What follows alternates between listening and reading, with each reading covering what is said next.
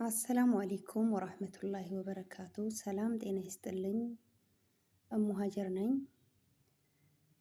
ዛሬ ከምግብ አሰራር ወጣ ብዬ ሁልጊዜ በልቤ ውስጥ የሚመላለሰውን ለጥንካሬ ምክንያት የሆነው የእናትነት ስሜቴ ላካፍላችሁ መጥቻለሁኝ። ውድ ቤተሰቦቼ እንዴት ናችሁ? ደህና ናችሁልኝ? እኔ ያለው አልሐምዱሊላ። ውድ ቤተሰቦቼ ስደት ሰውነትን እንጂ ህልምን አያርቅም። የትም ቦታ ብንሆን ክብራችን እናትነታችን ነው ትልቁ ሀብታችን። እኔ ደግሞ የልጄ ይሳቅም ጭምር ነው የኔ ትልቁ ሀብቴ። ልጄ ጥያት ስወጣ ለማንም አምኜ እንደማልሰጣት አምን ነበረ። አሁን ግን 4 ዓመት ሆኗታል። አልሐምዱሊላህ።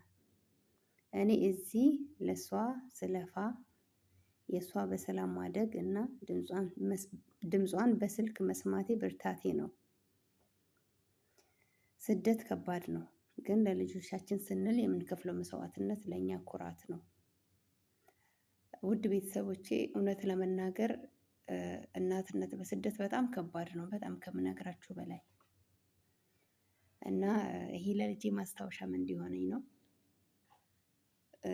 እናትነት በጣም ከባድ ነው። ነገር ግን ስደት ሆናችሁ የበለጠ ከበድ ይላል። መቼም እናት የሆናችሁ ታውቃላችሁ። ብዙ ጊዜ ስለ ልጅ ሲወራ በደንብ የሚረዳው እናት የሆነ ሰው ነው። አንዳንዱ ልጅም ባይኖረው የሚረዳ ሰው አለ። እና ውድ ቤተሰቦች አንዳንዴ የሆነ ውስጣችን ያለው ነገር እንደዚህ ስናወጣው ደስ ይላል። ማለት የሆነ ተንፈስ ትላላችሁ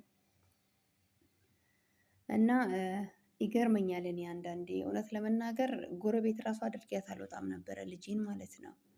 በቃ የትም ልሄድ የትም ይዤ ነው የሚሄደው።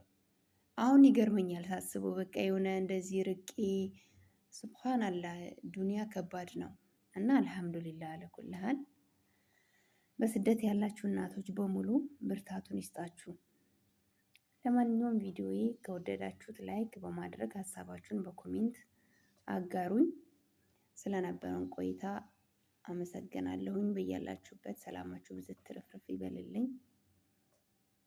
ስደት ከባድ ነው።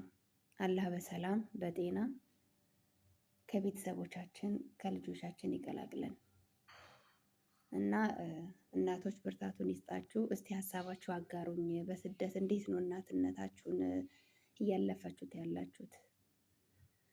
ሰላማችሁ ያብዛልኝ። ስለነበረን ቆይታ እጅግ አድርጌ አመሰግናለሁኝ። አሰላሙ አሌይኩም ወራህመቱላሂ ወበረካቱ።